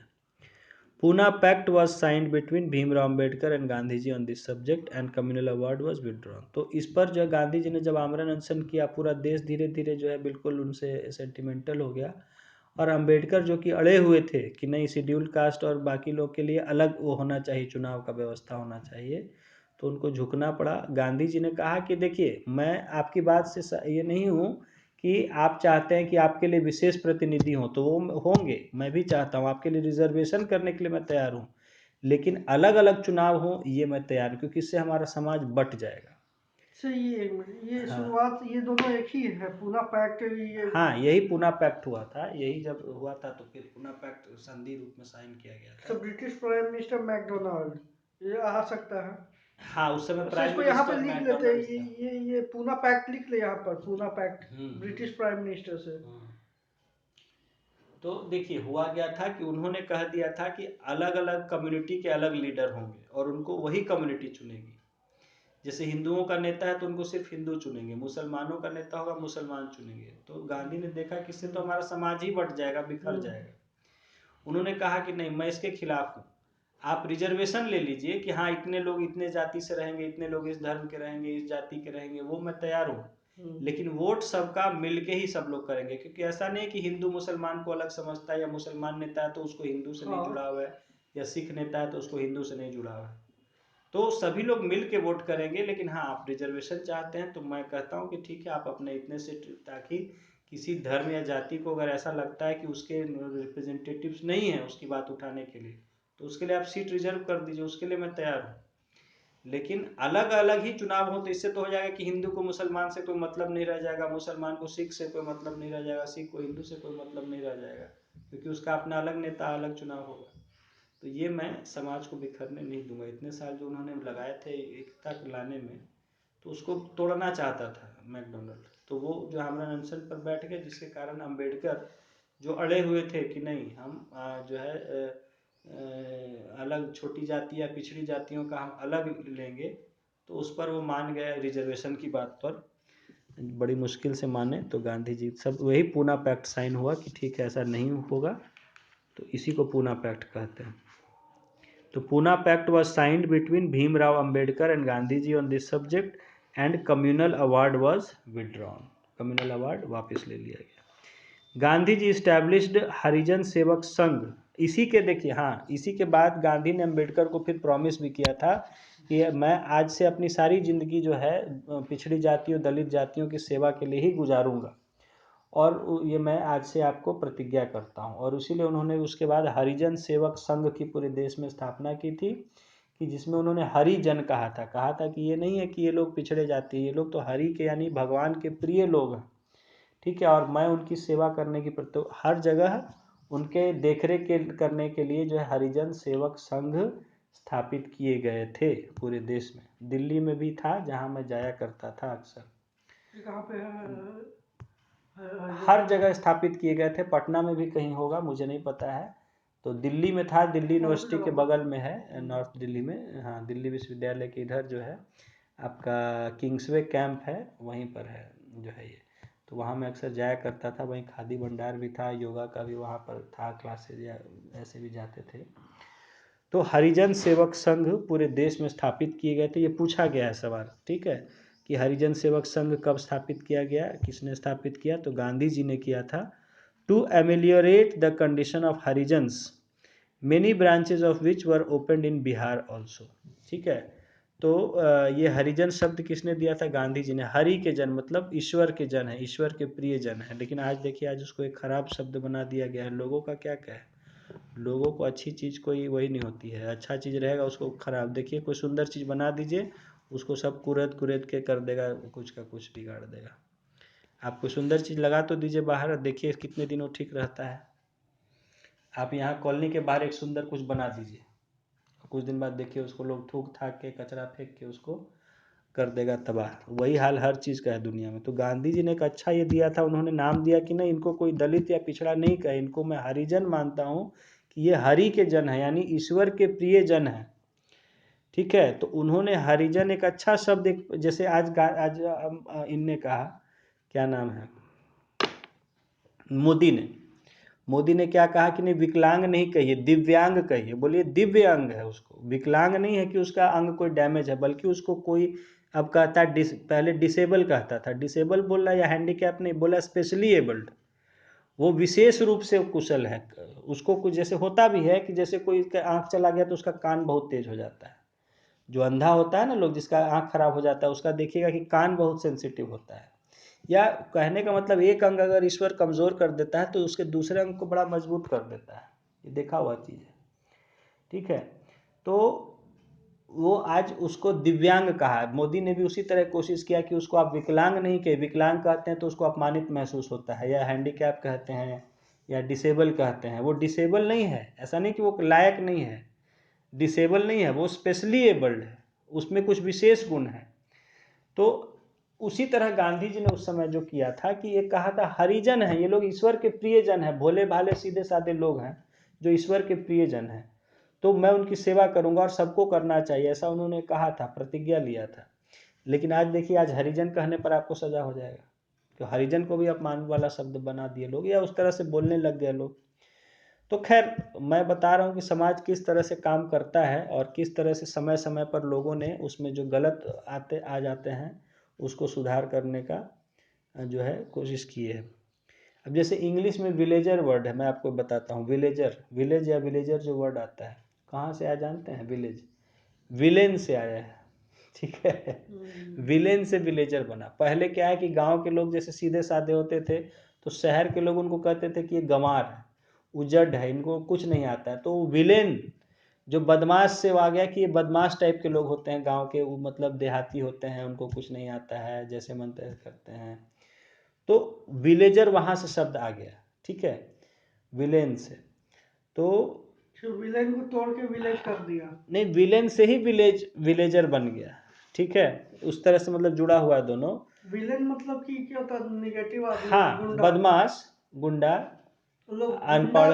गुंडा हाँ हाँ, जैसे इंडियन वर्ड है, इंडियन देखिए ना, वहाँ जो है यूरोप में या अमेरिका में इंडियन कहते हैं, वहाँ के असभ्य आदिवासी लोगों को इंडियंस कहते थे, जो वहाँ पहले रहा कर, और इंडियन से बहुत नफरत करते थे। तो यहाँ के भी लोग जाते थे तो उनको इंडियंस, तो इंडियंस वो कहने का सेंस ये कि नहीं कि इंडिया के हैं, इंडियंस वो कहते हैं जो भी जो देहाती आदिवासी टाइप करता है उसको इंडियंस। जैसे भैया कैसे, आज बिहार यूपी के लोगों को लोग भैया कहते हैं दिल्ली में, तो भैया कोई क्या रिस्पेक्ट, जैसे हम लोग भैया बोलते हैं वो भैया है नहीं, वो लोग रेफर करते हैं कि हाँ जो बिहार यूपी तरफ का अनपढ़ लोग है, जो इस तरह से रहता है और वो एक उस तरह का व्यवहार है, तो उनको भैया भैया सबको कहता है, तो वो सबको भैया ही कह देता है, वो चाहे आसाम का उसको भैया ही कह देता है। तो उसको भैया का मतलब ये नहीं है कि यूपी बिहार का, भैया का मतलब जो देखता है कि जो ज़्यादा पढ़ा लिखा नहीं है, थोड़ा असभ्य टाइप का, उसको भैया वो लोग कह देता है, भैया है भैया है। भैया एक समय अपमान का शब्द बन गया था। अभी लोग इसको कुछ कुछ देखे, हम यूट्यूब पर दिखा रहा है कि अरे भाई हम बिहार के लोग को तो भैया कहते हैं सब, लेकिन भैया वो अपमान में कहते थे वहाँ दिल्ली में। रिक्शा चला रहा है, ऑटो चला रहा है तो उसको भैया बोल रहा है, सब्जी चला रहा बेच रहा है तो उसको भैया कह रहा है, और सभी को भैया ही कह रहा है, ठीक है। तो उन लोग के लिए एक रेफरेंस का शब्द, जैसे इंडियंस को कूली कहते थे अफ्रीका में, साउथ अफ्रीका में जो यहाँ के लोग या और भी लोग रहते थे तो उनको कूली कहते थे, वो सीधे कि लोग कूली लोग हैं। खैर, तो मैं चलिए उस पर नहीं, एक समाज का जिस तरह का होता है कि समय समय पर कुछ गलत बातें आ जाती है तो उसको सुधार करने के लिए जैसे लोग प्रयास करते हैं, जैसे रामचंद्र जी ने भी किया, गांधी ने किया, आज मोदी ने किया। तो गांधी जी ने इस तरह से हरिजन शब्द का वो किया था। हरिजन शब्द क्यों दिया था कि हरि के जन हैं, जो ईश्वर के, they are the favoured people of God, ठीक है। तो इस तरह से हरिजन शब्द उन्होंने दिया था, और उस हरिजन सेवक संघ, ठीक है, ये इस्टेब्लिश किया था कि जो उनके सेवा करने के लिए एक संघ बनाए थे, जगह जगह हर बड़े शहरों में स्थापित किए गए थे।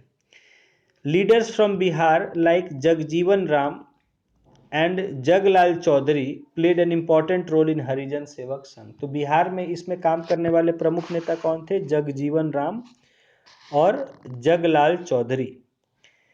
The civil disobedience movement began to become ineffective by onset of mid 1933, due to which it was being considered for withdrawal. तो धीरे धीरे जब 32 का जो पूना पैक्ट हो गया था, तो उसके बाद फिर धीरे धीरे जब पूना पैक्ट हो गया था तो ये शांत होता चला गया था, और 33 आते आते ये बिल्कुल पूरी तरह शांत हो गया था। तो accordingly Congress postponed it's movement in Bihar on 18 मई 1933। ये थोड़ा पूछेगा पोस्टपोन नहीं, तो 1933 में फिर इसको मान लिया गया कि ख़त्म कर दिया गया। ये एमिलियोरेट एमिलियोरेट मतलब होता है सुधार,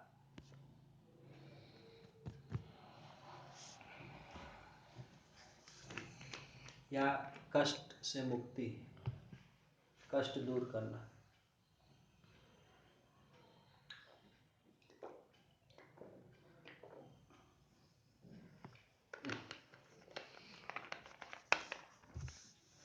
हैवी नाश्ता करवा दिया है, मजबूरी हो गया है। हाँ चलिए, तो 1933 आते आते जो है ये आपका सिविल डिसोबीडियंस मूवमेंट शांत हो गया था। तो जो प्रोनाउंसिएशन क्या होगा? Ameliorate. Amelio, yes sir. Next movement was individual Satyagraha, ठीक है। तो सिविल डिसोबीडियंस मूवमेंट के बाद जो अगला जो आंदोलन स्टार्ट हुआ था वो था इंडिविजुअल सत्याग्रह। इंडिविजुअल सत्याग्रह क्या था कि इतना जो आंदोलन चल रहा था, समझेंगे इसको, आंदोलन जो चल रहा था, जैसे पहले हुआ था कि स्वराज की मांग की गई थी कांग्रेस के द्वारा 1905 में, उसी समय बंग भंग जो आंदोलन चला था पार्टीशन ऑफ बंगाल के खिलाफ, और स्वदेशी और बॉयकॉट जो हुआ था उस समय, स्वदेशी मूवमेंट, बॉयकॉट मूवमेंट। उसके बाद फिर हुआ था आपका जो बीच में कई सारा चला, उसके अंदर होम रूल लीग और ये सब हुए थे। उसके बाद नॉन कोऑपरेशन मूवमेंट आया, फिर आया आपका खिलाफत, ये सब आया। फिर आपका बहुत सारी चीज़ें चल रही थी, सिविल डिसोबीडियंस आया। तो ये धीरे धीरे लोगों को एक्चुअली किस लिए किया जा रहा था, ताकि लोग राजनीतिक रूप से जागृत हों, अवेयर हों, जागरूक हों कि हमारे अधिकार क्या हैं, सरकार के क्या कर्तव्य हैं। क्योंकि उससे पहले तक क्या था कि गांधी के आने से पहले आम लोगों को कोई मतलब नहीं होता था राजनीति से। वो लोग कहते थे हमें इस सब से क्या मतलब, हम किसान हैं तो हमको अपना खेती से मतलब है, बढ़ई है तो क्या हमें अपना काम करने से मतलब है, मिस्त्री है तो अपना काम से मतलब है, हमें क्या बाकी चीज़ों से मतलब। तो उन लोगों को कोई कंसर्न नहीं होता था, सब लोग अपने अपने काम में ही व्यस्त रहते थे। और इसको छोड़ दिया जाता था बड़े लोगों के लिए, कि जो साहब हैं, जो मंत्री हैं, जमींदार हैं, उन लोग के लिए छोड़ दिया जाता था। तो गांधी ने इस बात को समझा था कि जब तक हर आदमी नहीं जुड़ेगा आंदोलन से, तब तक ये सरकार को उखाड़ के कोई फेंक नहीं सकता है। सरकार को यहाँ से हमें उखाड़ फेंकना है तो उसके लिए हर आदमी को जागरूक करना पड़ेगा, उसको जोड़ना पड़ेगा आंदोलन से। और इसलिए वो ज़्यादा से ज़्यादा लोगों को जोड़ रहे थे आंदोलन से। तो धीरे धीरे लोगों को जोड़ने के लिए था कि non cooperation movement, civil disobedience movement, और लोगों को तैयार करना था। तो अब तक क्या था कि अब तक सेंट्रल लीडरशिप से कि हाँ गांधी जी ने ऐसा कहा है, वहाँ उन नेता ने ऐसा कहा है, तो उसी पर लोग चलते थे। लेकिन होता क्या था कि सरकार क्या करती थी कि नेता को ही गिरफ्तार कर लेती थी, तो लोगों को पता ही नहीं रहता था कि अब क्या करना है, अब क्या करना है, तो शांत हो जाता था।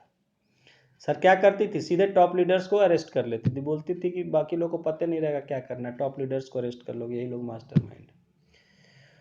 तो उसको लिए गांधी ने कहा कि अब ऐसे काम नहीं चलेगा, अब लोग से ये लोग, हम लोग अब काफ़ी लोग जागरूक भी हो चुके हैं, समझदारी आ चुकी है कि किस तरह से काम करना है, आंदोलन करना है, क्या करना है। और हमारी बातों, जो हमारा सोच है, हमारा जो लक्ष्य है, वो सब सबके सामने हो चुका है। तो अब हम लोग को नेताओं के उसमें नहीं रहना चाहिए, बल्कि अपने अपने स्तर पर हर लोग को आंदोलन करना चाहिए। तो उसके लिए लॉन्च किया गया था इंडिविजुअल सत्याग्रह, कि अब हर व्यक्ति सत्याग्रह करे, एक एक पर्सन, हाँ। और वो कुछ समय चाहते थे ऐसा हो कि अब किसी के आदेश के लिए, किसी के मार्गदर्शन के लिए इंतजार नहीं करिए, आपको स्वयं पता है हर व्यक्ति को हमें क्या करना है, हमें देश को क्या चाहिए, हमें क्या करना है, क्या आंदोलन करना है, क्या मांग करना है। तो आप किसी के इंतजार में मत रहिए कि नेहरू हैं कि नहीं, गांधी हैं कि नहीं, सुभाष हैं कि नहीं, ये है कि नहीं। आपको पता है क्या करना है, बस आप उसको लगे रहिए अपने आप पर। तो ये अगला कदम था इंडिविजुअल सत्याग्रह, कि जहां एक एक व्यक्ति को एक उदाहरण के रूप में सत्याग्रह करके दिखाना था, और धीरे धीरे सबको प्रेरित करना था अपने आप पर कि हाँ यही करना है हमारा जीवन का, और यही करना है। किसी तरह कोई रहे दिखाने बताने के लिए या नहीं रहे, ठीक है। तो इंडिविजुअल सत्याग्रह इसमें अगला कदम था हमारे सोच का। देखिए, the 53rd session of Indian National Congress was conducted under presidency of Maulana Abul Kalam Azad in a place called Ramgarh in Bihar। पढ़े थे आप कि रामगढ़ में 53वां जो अधिवेशन था कांग्रेस का, बिहार में वो हुआ था। Mahatma Gandhi gave the slogan of individual Satyagraha in this session. इस सत्र में गांधी जी ने इंडिविजुअल सत्याग्रह, ठीक है, व्यक्तिगत सत्याग्रह का नारा दिया था, कि अब हम लोग की जरूरत नहीं है कि अब नेता लोग कुछ कहें, आप हर व्यक्ति में वो सोच आ गई है, हर व्यक्ति में वो जागरूकता आ गई है, और आप हर व्यक्ति वो आंदोलन कीजिए अपने अपने स्तर पर। Vinoba Bhave became the first individual सत्याग्रही। ये पूछा गया बहुत बार, इसको याद रखना। पहले सत्याग्रह करने वाले कौन थे इसमें, इंडिविजुअल सत्याग्रह में विनोबा भावे थे। पहला दूसरा तक पूछा गया है। तो पहले थे विनोबा भावे, ठीक है।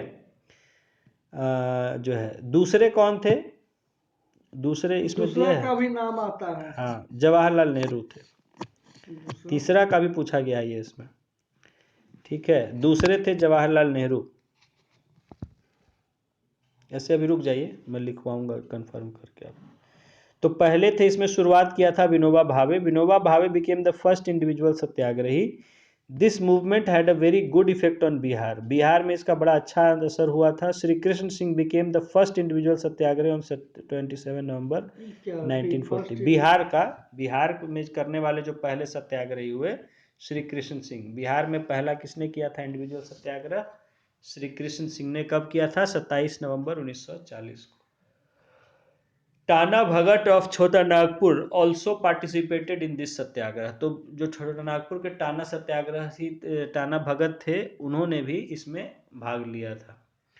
On 27th November itself, Sri Krishna Singh was arrested, which had an intense reaction in Bihar. तो उसी दिन उनको गिरफ्तार कर लिया गया था कृष्ण सिंह को, जिसका कि बड़ा गहरा असर हुआ बिहार में। अनुग्रह Narayan Singh became second Satyagrahi who was arrested in Patna. Bihar में करने वाले दूसरे कौन थे? अनुग्रह नारायण सिंह। उनको भी पटना में गिरफ्तार कर लिया गया। ठीक है, वाइल डिलीवरिंग लेक्चर, जब वो भाषण कुछ दे रहे थे। ये पहला हो गया श्री कृष्ण सिंह, हाँ, बिहार में। हाँ। दूसरे हो गए Anugrah Narayan Singh. The Satyagraha was led by Gaur Shankar Singh in Gaya and Shyam Narayan Singh in Silar. ठीक है, नाम है। Some women were also arrested on charges of Satyagraha in Gaya, among which prominent were Priyambada Devi, Jagat Rani Devi, Janaki Devi etcetera. ठीक है, तो औरतें भी की थी। हाँ, नहीं पूछा। तो इसका ये था सेकेंड नाम हाँ भी हो गया। और सॉल्ट सत्याग्रह वाला भी, अब बोले कितना माइल है वो। बता देते हैं। पहला दो को ही नाम याद रखना है ना, बिहार में, बिहार के लिए।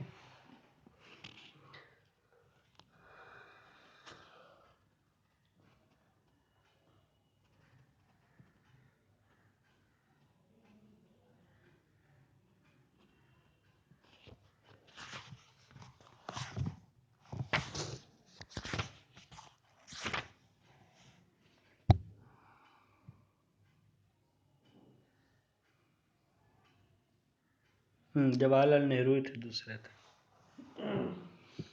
फर्स्ट था विनोबा भावे, दूसरे थे जवाहरलाल नेहरू। तीसरे आईएएस में पूछा था एक बार कुछ साल पहले। First VINOBA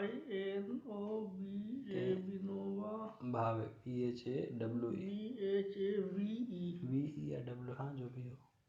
and second Jawaharlal Nehru, इतना याद रखिए।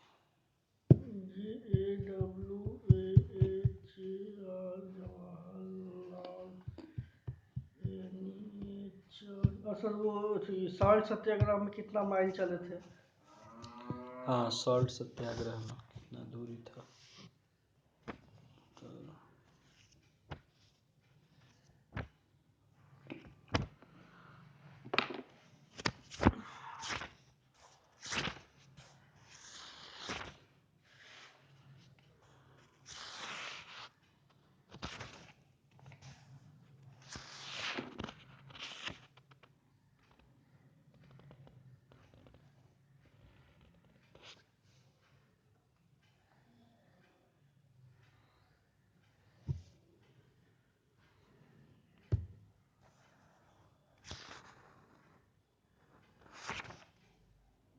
हम्म, 240 मील था भाई, क्या 24 मील नहीं था, एक जीरो छूट गया वहाँ। 240 मील था इन 24 डे।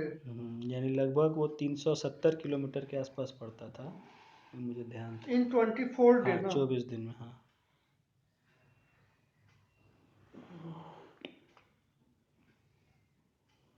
गांधी बहुत तेज चलते थे, उनके साथ चल पाना बड़ा मुश्किल होता था। हमको इतना तेज आदमी रोज 1 मील चले बहुत कम है। गांधी बहुत तेज चलते थे, उनके साथ चल पाना मुश्किल होता था। तो ये मील में ही पूछेगा ना, किलोमीटर में नहीं ना पूछेगा। नहीं, किलोमीटर में। तो कोई बदमाशी किया था उसको क्या करेंगे, कैसे कन्वर्ट करेंगे किलोमीटर में, कितना होगा? बोले तो 370 के आसपास होता। 370 किलोमीटर।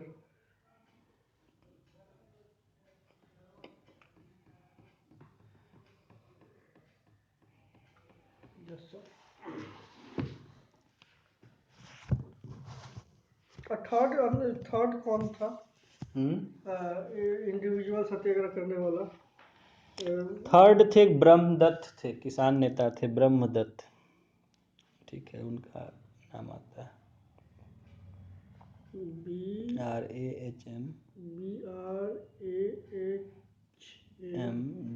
BRAHMDUTT। ब्रह्मदत्त थे, किसान नेता, तीसरे ये थे। तो चलिए, बिहार में यही दो किया था खाली। मतलब किए और भी लोग थे, पहला ही दूसरा का नाम नहीं याद है, सबका नाम थोड़े लिखेगा। हाँ चलिए, मैं तो फॉलोइंग में से ना पूछेगा। नहीं पूछेगा।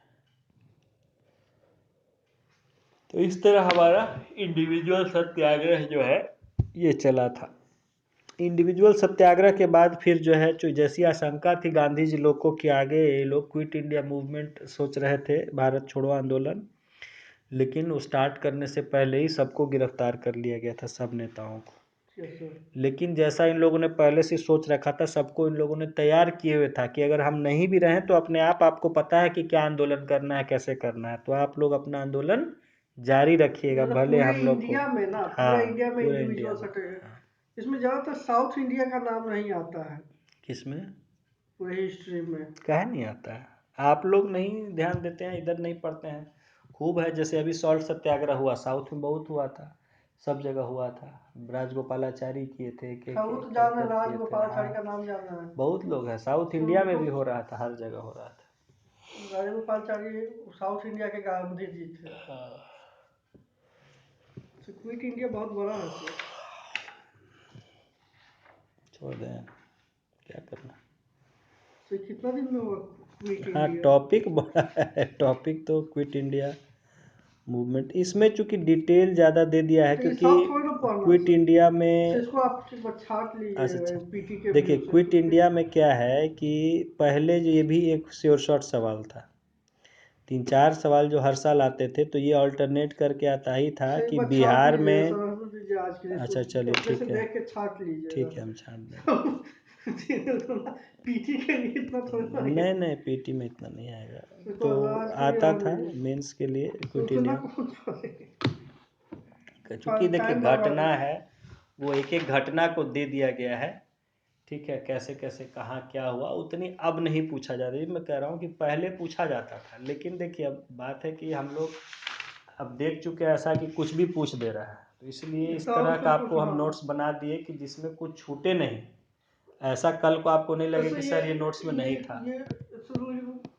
छाटना होगा ना, वो तो छाट देंगे। जो बायोलॉजी में था, जो क्वेश्चन था टंग्स वाला, टेस्ट वाला, टंग्स वाला कहाँ हुआ था?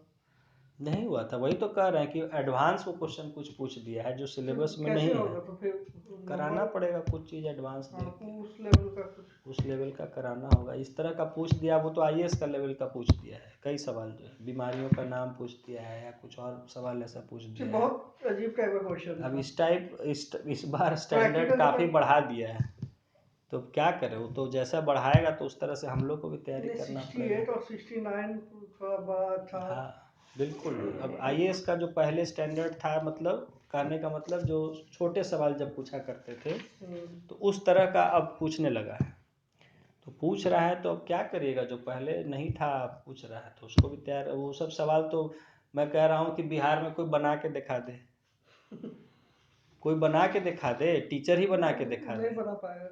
लेकिन अब भाई पूछ रहा है तो बताना पड़ेगा, पढ़ाना पड़ेगा, क्या करेंगे, उपाय है कोई, कराएंगे उसको। तो खुद ही वही परेशान है कि देख के कर।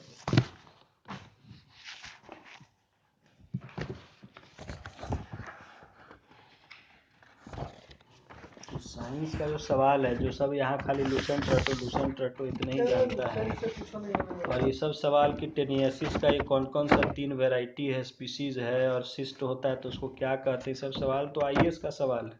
आईएएस में भी सब नहीं बना पाएगा, अच्छा जो होगा वही बनाएगा, लेकिन पूछ दिया है। अब ये सब कि 5G, यहाँ सब साइंस पढ़ रहे हैं, अब यहाँ पूछा है कि 5G में कौन कौन सा टेक्नोलॉजी यूज़ होता है, ये सब जो है, या इतना स्पेस मिशन का नाम इतना डिटेल में, और उसको, या चैट जीपीटी में जीपीटी क्या है। साइंस हिस्ट्री के बाद में साइंस दोबारा कराएंगे कराना ही पड़ेगा, जिस तरह से पूछ रहा है, क्या करेंगे। देखिए, होता क्या है कि हमको कराने में कोई दिक्कत नहीं है, लेकिन पहले से ज़्यादा डिटेल कराए तो फिर आप लोग को लगता है कि सर समय बहुत जा रहा है, वो भी ना बात